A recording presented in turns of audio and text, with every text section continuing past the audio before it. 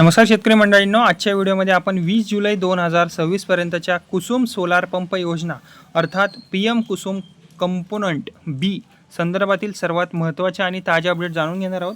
जर तुम्ही सोलार पंपासाठी अर्ज केला असेल, तुमची निवड झाली असेल किंवा पुढील टप्प्याची वाट पाहत असेल तर हा व्हिडिओ शेवटपर्यंत नक्की पहा शेतकरी मंडळींनो।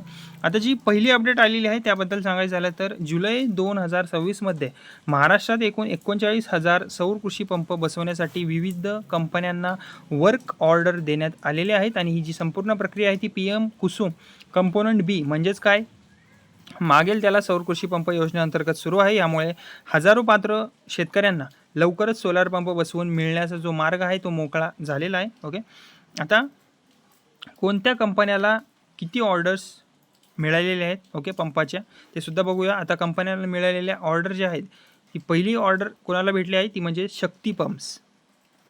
ओके, शक्ती पंप्सला 15,000 पंप, ओसवाल पंप्सला 10,000 solar pump, GK energy 10,000 solar pump, Crompton Greaves 3,000 solar pump, Captain Polyplast 1,000 solar pump. या सर्व ऑर्डरची एकत्रित किंमत सुमारे 914 कोटींपेक्षा जास्त आहे आणि ही जुलै महिन्यातील सर्वात मोठ्या कृषी प्रकल्पांपैकी एक मानली जात आहे।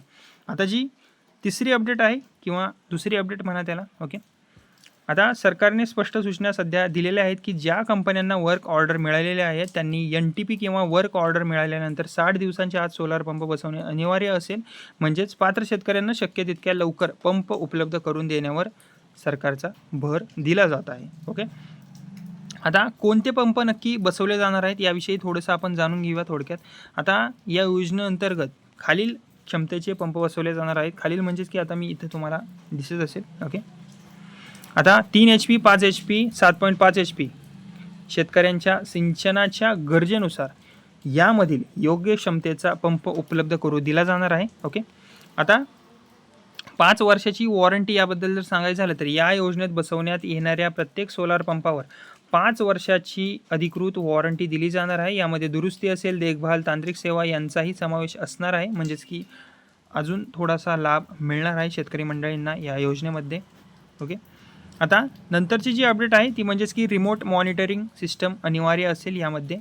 आता हा एक नियम म्हणता येईल महत्त्वाचा सरकारकडून, प्रत्येक सोलार पंपासोबत रिमोट मॉनिटरिंग सिस्टम म्हणजेच RMS बसवणे बंधनकारक करण्यात आलेले आहे। यामुळे पंपाची स्थिती, वीज निर्मिती, बिघाड आणि कार्यक्षमता ऑनलाईन पद्धतीने सुद्धा तपासता येणार आहे। ओके, आता ही जी नंतरची अपडेट आहे ही महत्त्वाची आणि चांगली पॉझिटिव्ह अपडेट म्हणता येईल महाराष्ट्राबद्दल।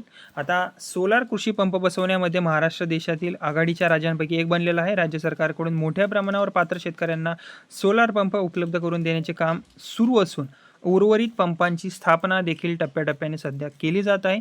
आता जी नंतरची अपडेट आहे ती म्हणजेच की आता जर तुमची या योजनेसाठी निवड झाली असेल तर खालील गोष्टी तुम्ही नक्की करा। मोबाईलवर येणारे SMS नियमित तपासा, आवश्यक कागदपत्रे वेळेत जमा करा, अर्जाची स्थिती अधिकृत पोर्टलवर तपासत राहा, कोणत्याही दलाल किंवा अनधिकृत एजंटवर विश्वास तुम्ही ठेवू नका। सरकारकडून अधिकृत माहिती फक्त अधिकृत PM कुसुम पोर्टलवरच प्रसिद्ध केली जाते।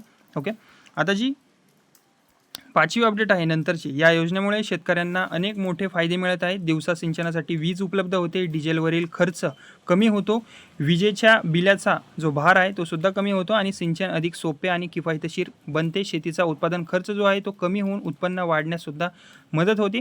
आणि शेतकरी मंडळींसाठी अजून एक शेवटची माहिती असेल महत्त्वाची, ती म्हणजे की सध्या महाराष्ट्रात सोलार पंपाच्या स्थापनेचे काम वेगाने सुरू आहे।